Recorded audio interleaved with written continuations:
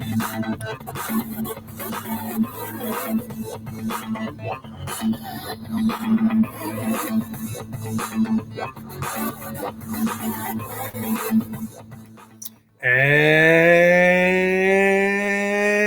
welcome to Education, Leadership, and Beyond, Surviving and Thriving. My name is Andrew Murata, host of the program, and thank you so much for tuning in live here on Facebook. It's great to see our audience here, and we are going live to Disrupt Ed TV, Voice Ed Radio. We'll be on iTunes, and we here at hashtag ELB, we are super excited to announce. We shared it last week, but we'll do it again. Now we are officially a member of the Education Podcast Network. I want to thank Chris Nessie for that honor. And there's a ton of great podcasts that Chris helps connect educators with. And you can find those at the Education Podcast Network. So excited that Education, Leadership, and Beyond is now part of that great work. So thank you to Chris Nessie. So it is show number 113. Thank you so much again for being here with us. We do have a live in-studio guest. She's right here next to me, and we are going to meet Peg Fitzgerald in a moment. Peg is the supervisor of special education, not the director, the supervisor of special education in the Arlington School District. And we're going to talk all aspects of special education. We're going to talk about leadership. We're going to talk about the world of education. So we're excited to meet Peg. And I know Peg for many years, and it's excited to have her on the podcast. So today's sponsor, it's not really a sponsor, but it's a news flash. Very excited to be working with SANES. SANES is the leadership organization here in New York State. We are going to do a book study.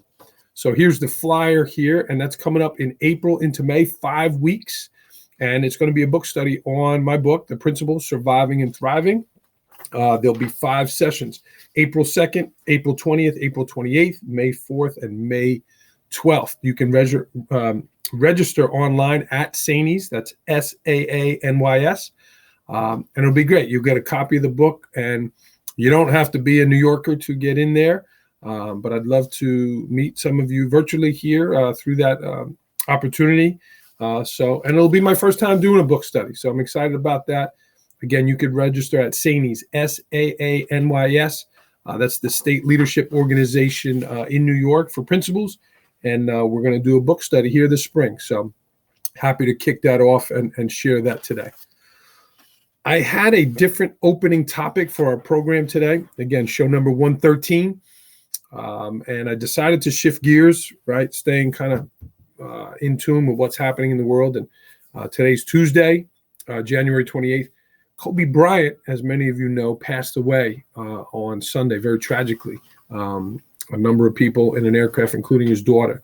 And while Kobe was not an educator, he did have an impact on many of the lives of our students, right? Big basketball fans. And Kobe just, worldwide phenomenon, worldwide sports icon. There's Michael Jordan, and then there's Kobe Bryant. He was right there, LeBron James. And Kobe had this thing, I don't know if you've heard of it, Mamba mentality, right? And I kind of heard that as Kobe Bryant, like Mamba mentality. What is that? Is something dancing, something, But if you don't know what it is, just Google it, Google Kobe, and there's a ton of stuff out there. But in short, right, the Mamba mentality is nothing's going to stop me attitude. I can keep rolling no matter what. I'm going to be great no matter what. I'm going to work through things no matter what. And in the days here since Kobe passed away, a lot of talk about that. And us and educators, right, we need more of that, right? We have so many restrictions, so many things getting in our way, so many things going on in our students' lives. And, just thinking about that Mamba mentality, right? If we added more of that, if every educator we work with, everyone in your building had more of that, nothing's going to stop me attitude, I'm going to be great attitude. I'm going to do a great job for my students' attitude. Think about what that would do to the culture in our buildings and the mindsets of our students. So think about that here in the days after Kobe's death. And a couple of other things I thought about, your loved ones, your families. We're going to meet Peg here in a moment. She has a beautiful daughter and son, both college educated, doing great things out there, working. And, right, your loved ones, how fragile it can go away. And no matter how much money Kobe had, he's not with us anymore. And that's it hits home when you think about that. Hey, to my mom watching, Mom, great to see you. You're my number one fan. I appreciate watching the show. The last thing, when we do leave this earth, what are they going to say about us, right? Certainly Kobe had some controversy in his life and some things that were very public, but people are really focused on his work ethic and his what he did after his playing career was over, just a few years. But what's the legacy you're going to leave behind, right? What are people going to say about you? So those are just some things I thought about, and I wanted to share that on the program today. Again, blessings and thoughts go out to those families. What a tragic accident, and life is fragile. So keep that in your mindset moving forward. So I talk too much. Here we go. I'm going to scoot over, and we are going to welcome in Peggy Fitzgerald. Scoot in here, Ms. Fitzgerald. Great to see you. You too. Yeah. You too. Welcome to the program. This is Peg Fitzgerald, the supervisor of special education in the Arlington School District. Yes. Yeah. Peg, why don't you go ahead and introduce yourself? Give us the 1 minute snippet. Tell our audience here who you are. Well, right now I work in Arlington as a supervisor of special education. I'm responsible for 4 elementary schools plus all the special education students in K through 12 day and residential. I was in Port Jervis for 13 years. Started as a special education teacher, was the CSE chairperson, and then took a leap of faith and moved to Dutchess County for my job. And then way back when, I was a director of marketing and sales, quit my job, took another leap of faith, went to school to be an educator, and here I am. And here you are on Education, Leadership, and Beyond, sharing. Mom says hello. Hello. Peggy, it's great to talk to people and meet people that did other work before education. What was it that drew you into coming to be an educator? Well, since I graduated from college way back when, training and development was always part of my job. I was in human resources and in sales and marketing. And I had 2 small children, didn't really want to put the hours in anymore, had always thought about teaching, applied to Mount St. Mary, got accepted, deferred it for a year, and they called and said, "Are you using your spot?" I said, "Okay," quit my job and went to school. Wow. And why special education, Peggy? What was it that you knew that I want to teach these kids? I want to help these kids. Well, initially, it really wasn't a call. It was I could get 2 certifications for the price of 1. Okay. So why not do that? But since becoming a special educator, it is my passion just to be able to help kids reach their potential, whatever that may be. Yeah. And when did you know, how soon did you know, wow, I could be good at this. This is good. This is working for me. When I survived my first year at Port Jervis High School. It was a struggle. I don't know how young teachers do it. I was an adult and it was a lot of work and it was a struggle, and the culture was totally different than what it is now. So with the support of everyone and also seeing the growth my students made from September, I had, as the principal at the time told me, 1/3 of the problem children in the freshman class. And in September, they all couldn't stand each other. And by June, they were a little family. They were working hard and they were successful. And Tony DeMarco hired you? Was it Tony? He was the assistant principal. Arnie Spatafora. He was kind of the me. principal. Yeah. Okay. And Tony was your mentor? Did he kind of help you along? Yes, he did. Because when I started teaching, we didn't have mentors. So you were just kind of thrown into the deep end of the pool. Wow. And I remember Arnie, who was the principal at the time, saying to me, "Oh, how's it going?" And I said, and this is my quote, "There isn't a day that goes by that someone doesn't tell me where to go, how to get there, and what to do when I arrive." And I said, and I'm not quite sure how to handle that because I came from business. And he said, "Well, it's kind of trial by fire. At the end of the year, you'll love it or you won't." And I did. So. Yeah. And there was a lot of adjectives mixed in those. There were a lot of adjectives mixed in those directions. Yeah, we didn't have the same culture we have today. Yeah. And Peggy, from that, those initial jobs that you had in Port, you then, again, changes in your life along the way. You took over the CAP program, right? The What's the official term? Career Achievement Program. Right. And working with some of our lowest level students, right? What was that transition like for you? Oh, that was my favorite job of all time. Yeah. Because it really, first of all, because we partnered with a local business, so it gave them job skills, and also because they were wonderful. Like, I found that if you have high expectations, that students might not reach them, but they'll die trying if they know that you believe that they can do it. And I have had students in that class who were illiterate to students who, eventually way back when got a high school diploma. And regardless of their ability, I mean, the secret is everybody felt like they could accomplish something in there, and they did. Yeah. And Peg, in those different roles that you had, and again, if you're watching live, thank you so much for tuning in. Please leave us a question or a comment. Peg's here live with us, and there's a number of people watching, so please leave us a question. The skills, the techniques you need to teach those kids, what would you say, Peg? Is it more the technique, or is it the way you do it, right? Because so much of it, I watched you have a certain way. You were gentle with them, but you were firm with them, but you did it with a smile, right? They knew you weren't messing around. So there was respect, there was love, there was care. Where is that balance in there? I mean, I think really what it is to take the time to build a relationship with your students, and then modify what needs to be modified so that they understand. I was just telling someone the other day, I taught life skill kids and they did global history. Did they do what 10th graders were doing? Not at the same level, but they had one sheet that gave them the facts so they could talk about things. So I think it's really establishing that relationship and then modifying it. And as you said, have a sense of humor, because that makes a big difference. You laughed a lot with them. I did. Yeah. And your friend Carolyn Doherty's watching. She's a master teacher. What are some things that you learned from people that teaching in math, teaching in the other areas? What were some things that you took from them that worked for you?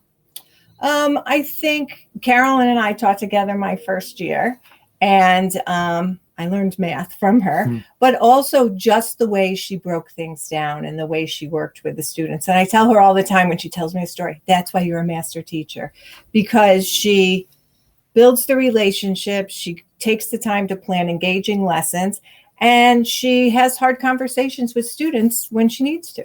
Yeah. You had such a way, though.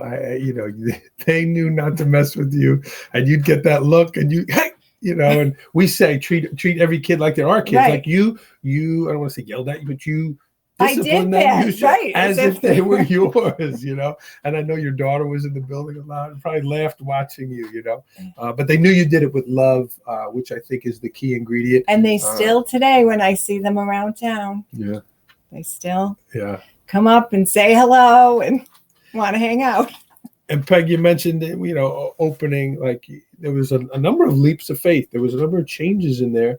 When did you start to say, like, well, I want to do more than just in the classroom. I want to look at getting my administration, which you did with us, right? You did the internship and stuff. But when did that start to creep in of, I think I can do more?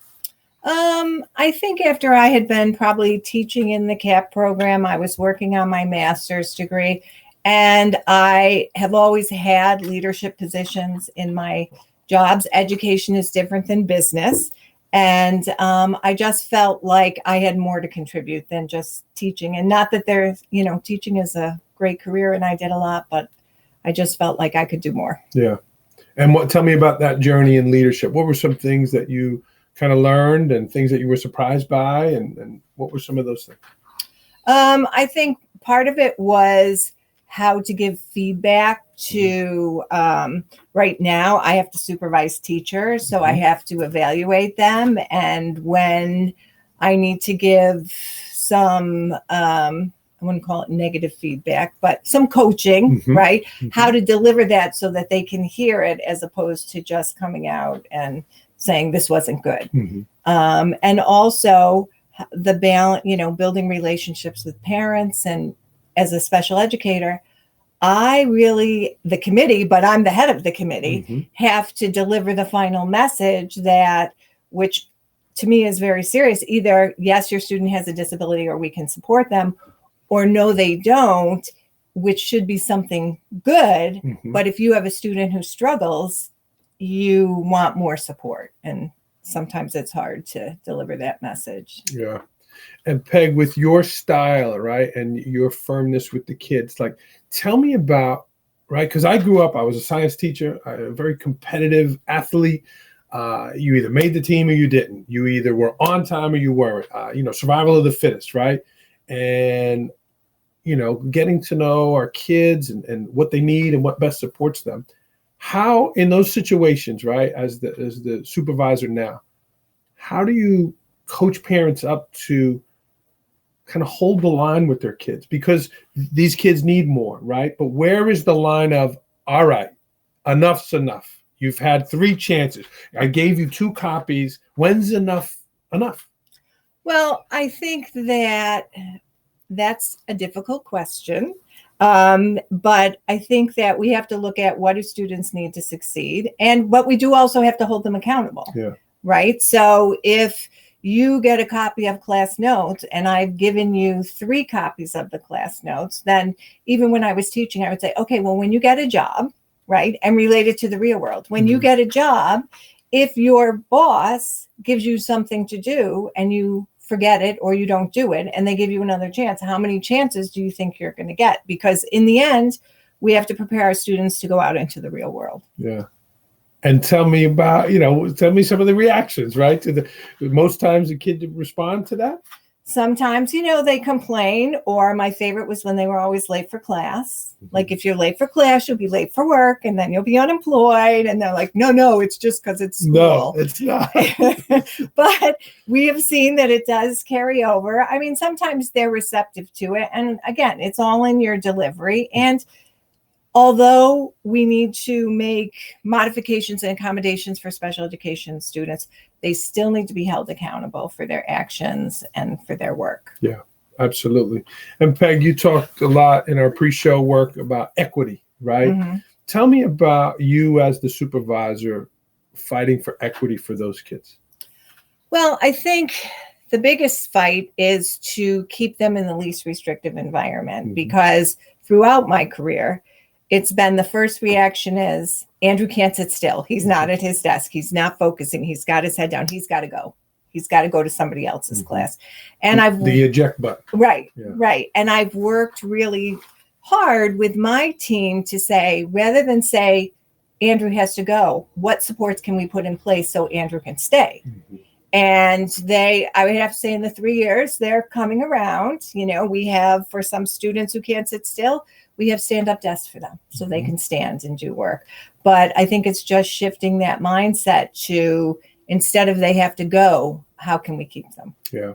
And there's so many things you mentioned about the stand-up tables, like the things you could put like rubber bands on the bottom, right, the bouncy seats. There's so many things. Right. There's so many school districts, including here in Port Jervis, are making just those small tweaks in terms of allowing student movement.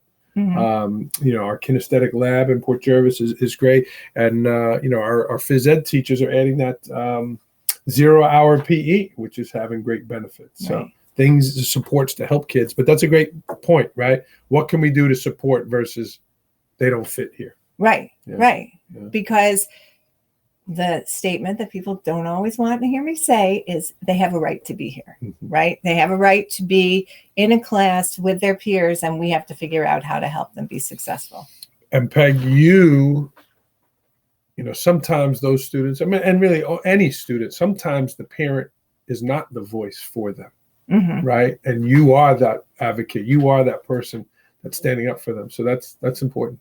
Right. Yeah. I mean, I always have advocated, like, what would I want for my own child? Right. And sometimes it's a fine line and it's a tightrope walk between balancing what the student needs, what the law is. If I'm a parent, I want the Cadillac of special ed. Yeah. But as a school district, our responsibility is to provide access to the curriculum so the student can show growth. We can do that with a Chevy. So it's a fine line, but also giving every student what they need to succeed. Yeah. And those kids sometimes need more. Yes. Yeah. Yes. Peg, let me ask you this. You went from business to Port Jervis, right? A total change in culture. And then you went from Port Jervis to Arlington.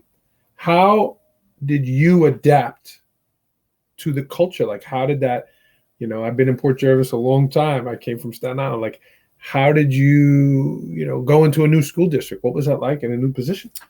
It was very difficult. One of the biggest challenges that I had was I had been in Port Jervis for 13 years. Yeah. I knew the families and the kids from preschool to high school. And now I'm in a district 3 times the size of Port Jervis. Wow. With parents who have high expectations for their students and for education, and don't know any of them, don't have a relationship with the staff. So my first year, I have to say, was a little rocky because I had to build that relationship with the staff, let them know that, I do have your back. I'm here in your best interest. Build a relationship with the parents, because some parents were disgruntled, not happy. And I have to say, 3 years in, smooth sailing. You got to your sweet spot. It took, 3 years to get there. Those meetings are a little, I try not to make comparisons to refereeing, but, when you make a call refereeing, someone's not going to be happy. Right. So it's similar in that, right? Whether the teacher disagrees with your recommendation that you should have done A, B, and C, and you did D, E, and F, or the parent doesn't think they're getting enough for their kid. Right. Yeah. Right. And, the other difference between Port Jervis and Arlington is, in Arlington, a lot of people come with a parent advocate. Yeah. So there's a parent advocate at the table, and which sometimes works in our best interests, because they help us build that pathway and explain things to the parent, and sometimes makes the job a little more challenging. Combative. Right. Yeah. Yeah. It's important that those groups work together. That's a challenge, right? And you're kind of master of ceremonies. Right. Yeah. Right. Yeah. And so if I'm delivering a message that everyone likes, life is rosy. But if I'm sitting there telling you that although your child is struggling, they do not have a disability, and you are looking for the school to do something because your child is struggling, it's a difficult message. I have to stay on point and then recommend building support. There are building supports that you can access, but it's not always a pleasant task, even when you're telling someone what should be good news. Like, the good news is your child doesn't have a disability. Yeah. And how? Yeah, so, in a way, Peggy, how much coaching of the parents do you find yourself doing? I think not really that much. I mean, I have built a relationship with everyone now, but I've had parents where I've just had to say, this is where we are. This is how it is. We have the best interest of your child in mind, but we also have to function within the limits of the law. And it's, most of the time, I do have to say, by the time we're through with the discussion, we're all on the same page. Yeah. Yeah. That's great insight, Peg. And special education is not a strength of mine. I let people like you make those good decisions, and no, that's great. Yeah, and certainly you and I go back a long way in Port Jervis, and you did an amazing job, and there was a lot of laughs there. Yeah, it was good. And you did your internship, and here you're on your way. Peg, let me ask you. Let's shift gears to you as a leader. What are some things that you do, daily, to make sure that you're at your best? You heard my opening comment about the Mamba mentality. What are some things, or the Peggy mentality, things that work for you to be healthy, to be prepared for your job, things like that? Well, I always make sure when I have meetings that I have reviewed all the reports, that I have asked any questions. So when I walk into the meeting, there are no surprises. If we have a meeting that there are things that, everything doesn't fall into place neatly, we'll have it. And I disagree with some of the team members. We'll talk about it, because when we come to the table, we're a united front. We represent the school district. I also believe in balance. I think it's very important. I tell my people we're gearing up for annual reviews. So between now and June, 450 meetings I have to chair. Whoa. And so it's a lot. And I always tell my team, we're not getting on the hamster wheel. Like, we're doing what we can. And at the end of the day, on the weekend, I take one day for me. And usually that's Saturday to just do what I need to do. And then Sunday, if I have work to do, that's my day to do work. Even Jesus rested on Even Sunday. Jesus rested on Sunday. Yeah. Wow. Okay. And, you have a commute now. We used to be right An here in hour your and backyard. 10 minutes. So tell me about using that time. Are you kind of brain breaking, listening to music? Are you doing podcasts? What are you doing on that drive? It's a variety of things. Sometimes I listen to podcasts in the morning on my way in. Education, Leadership, and beyond, of course. Well, I watch it live, so I don't have to listen to it. Sometimes I listen to podcasts. Sometimes I listen to music. Usually on my drive home, I silence. Like, I just need to decompress on my ride home, so I don't listen to anything. Really? Yeah. Just the quiet? Just the quiet. And are you reflecting on the day? Are you thinking about what you're going to do when you go home? What are you doing? A variety of things. I reflect on the day. Was there anything I could have done differently? Sometimes, what am I going to eat for dinner? Anyone who knows me knows I'm not a big cook. So that's, and a lot of times when I'm driving home, I do what I call my gratefuls. Like, I'm grateful that I have this job, that my kids are healthy, that they're employed, that, all of those things. That's nice. Yeah. Okay. Peg, I know you have some goals, physical fitness goals coming up too. I saw in your sheet there. You want to talk about that world and what you're getting ready for? Okay. Yeah. So probably 10 years ago, I believe it is, there was a group of us from Carolyn Doherty, Lori Kamar, Noelle Bushy, myself, Annie Ward, Jean Marie was our cheerleader. We ran a half marathon in the city. We ran the Moore half marathon in the city. We didn't really train. I told them they had to do it and they listened and we did it. That's leadership for you right there. We're doing this and you're coming. Oh, okay. Yeah. That's why they were all in Greece too, because I signed them all up and they did it. So it's been 10 years. And so I decided that, I want to run another half marathon. So I'm going to start running again. And my real goal is to be able to run a marathon. I don't know if I have it in me, but that's my goal. Okay. And what is it about the running? Is it the fitness? Is it the goal? What is it? It's, it's being outside. It's, and I don't really listen to music when I run. I just want nature and it just allows me to decompress and I just enjoy it. Cool. Good luck. Thanks. And you definitely can do the marathon. I don't know. If you can do 13, you can do it. We couldn't have done 13 yet. Another 13. It was pouring rain that day and like 32 degrees. We were all hypothermic by the time we were done. Peg, what else do you do to sharpen the saw, right? You have a difficult job. People are poking at you. There's a huge budget component to that. What are some other things that you do to better yourself, to be ready, to continue to advance? Well, I watch podcasts, different educational podcasts, read. I have my boss and my special ed team are wonderful. And then I have great principals that I collaborate with and work with and, together work on how we're going to improve our results for our special ed kids. Yeah. Dr. Gilbert famously says, success leaves clues, right? And we pick things up from those people. What would you say, Peg, that you took from your business and marketing world that has helped you now in schools?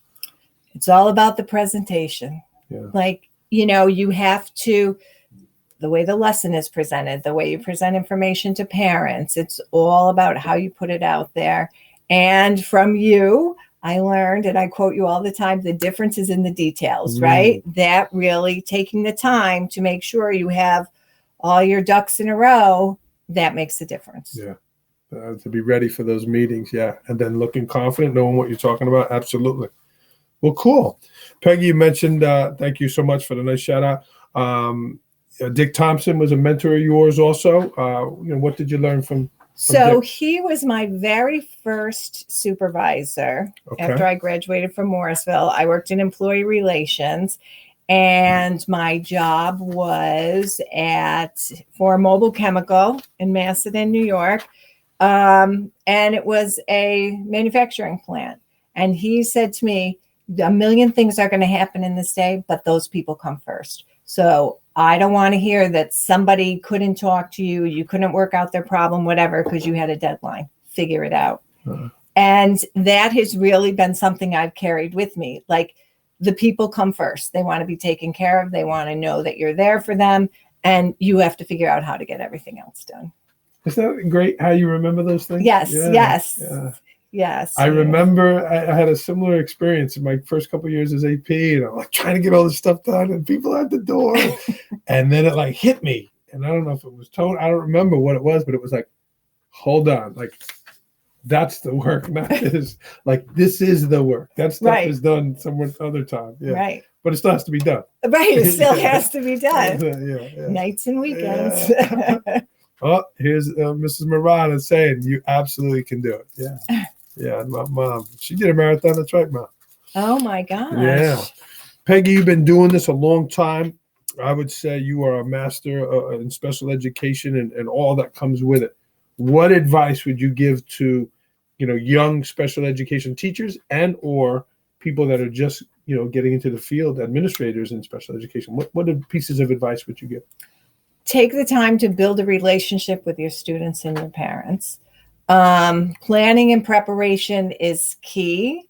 It's not easy. Hang in there. Being a good teacher and a special educator, because you're responsible for modifying and helping the general ed teacher meet the needs of these students, is a lot of work. It takes a lot of work to be a good teacher. Lean on your mentor and make time for yourself. That was well said. Thanks. We'll have to replay that to get that all down. Peg, we are coming up near the end here, the rapid fire portion. So these are quick answers. The first one that comes to your head. Are you ready? I'm ready. Here we go. Okay. You don't need extra time. You don't need me to read them twice. No, I don't need any accommodation. Just kidding. Sorry, I didn't. You gave me a copy in advance, so I'm prepared. That's good. All right. Last book you read. The OMD Plan. You want to? We'll pause rapid fire. You want to talk a little bit about that? I'm curious about the OMD Plan. It's called One Meal a Day, and it's written by, I can't think of the movie producer. He did with his wife. But anyway, I know. They're doing the sequel. The guys that are blue. Yes. James Cameron. Okay, so his wife. Avatar. Yes, his wife wrote this book, and it's called the OMD Plan. And what it is giving one meal a day up that is not meat and dairy, eating plant-based for one meal a day.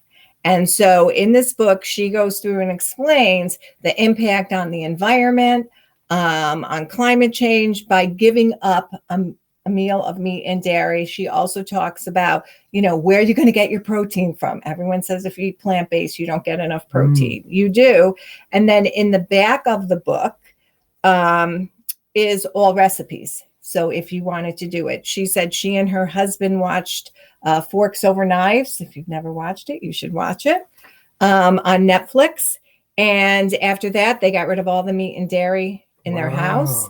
But From watching that. Forks Over Knives. Yes. Wow. And so she's saying if you don't want to go all in, if you just gave up one meal a day, that would help the environment and help your health. Wow. I'll have to check that out. Our friend Taylor Hardy's watching. She had a baby. Hi, Taylor. Congratulations. Yeah. First long-term sub job for the great Peg Fitzgerald. All right. We broke off the thing here. I'm going to restart the clock here. All right. Last movie you saw? Aladdin. That was cool, right? Right. Yeah, Will Smith. Favorite place to travel? West Palm Beach. Mm-hmm. I see the pictures on Facebook after hours. Besides Education, Leadership, and Beyond, what is a podcast that you subscribe to? Executive Functioning. Uh-huh.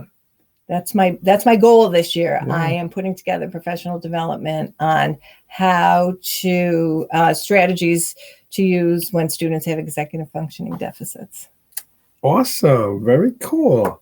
You mentioned a lot of challenges in your work. What would you say is the greatest challenge?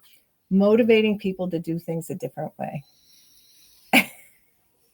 That's a podcast series right there. Something that motivates you. Something that just doing the best for students, giving them what they need. Absolutely. A pet peeve. When people say, but we always did it this way. I'm getting hot just talking. I hear you. Best purchase under $100 that has had a great impact on your life. All right. So my best purchase probably was 10 years ago. It was a book called The Skinny Bitches.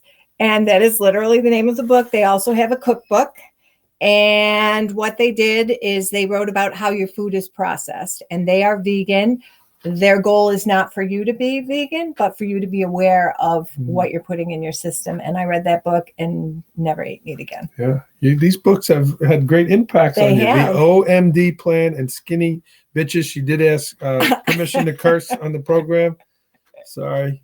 I don't know how they feel on the Education Podcast Network. I'm going to get back. I just got on and now we get thrown off. That's it. Thanks, Peg. Our friend Eileen Valentine's here. Something about Peg Fitzgerald that people do not know about.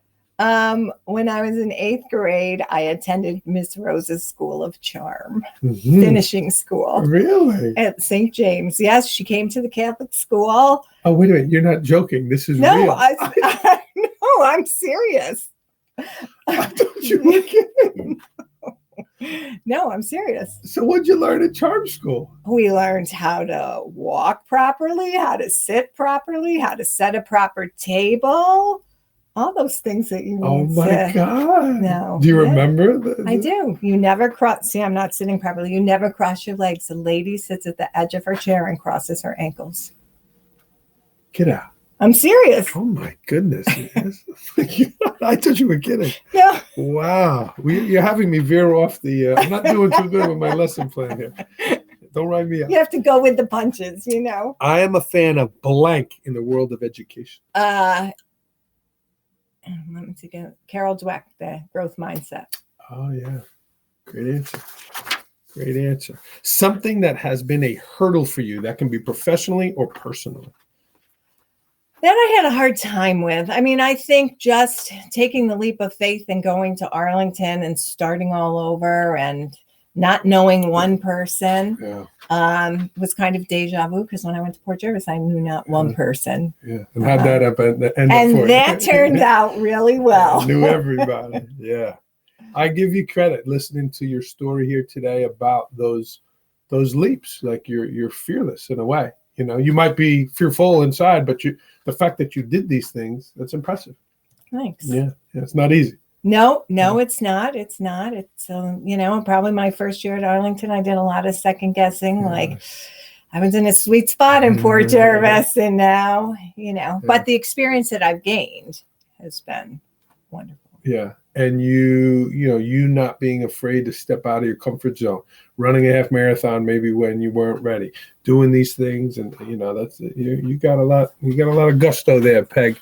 A short-term goal. This can be personal or professional also, 3 to 5 months.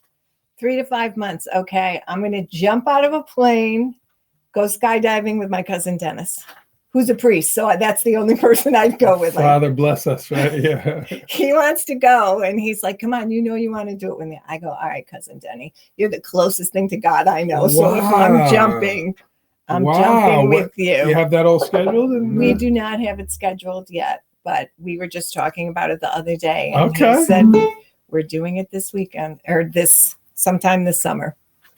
That's exciting. A long-term goal, 3 to 5 years. To be either an assistant superintendent or a superintendent. If you're listening here, she's putting it out there. Peg, I know we talked a little off air about social media, but if people did want to contact you, if they did want to reach out to you, what's the best way they can do that? Probably my email. Okay. It's Peggy Fitzgerald 930 @gmail.com. One more time.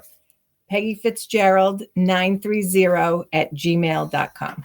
Cool. Peggy, I don't want to put you on the spot. Do you have a favorite quote that you wanted to share?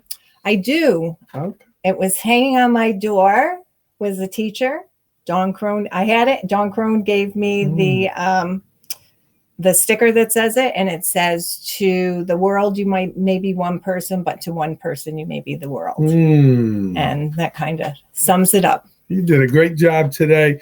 Peg Fitzgerald here on Education Leadership Beyond. This was great. Thanks. I enjoyed it. All your people are here watching, right? So you did great. Guys, this is Peg Fitzgerald. Again, she's at Arlington. You want to reach out to her. Really knows her stuff with special education. So thank you so much for tuning in. Again, the Education Podcast Network. Check out all those podcasts there. If I can help you in any way, I am on Twitter at Andrew Murata21. I'm going to work on getting Peg on Twitter. And again, we open the show with the book study that's coming up on the Saanys website.